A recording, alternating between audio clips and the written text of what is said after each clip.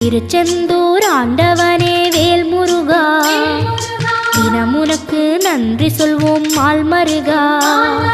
திருவடியில் தவம் இருப்போம் திருமுருகா, தீர்ப்பெழுது நலமெனவே வடிவழகா.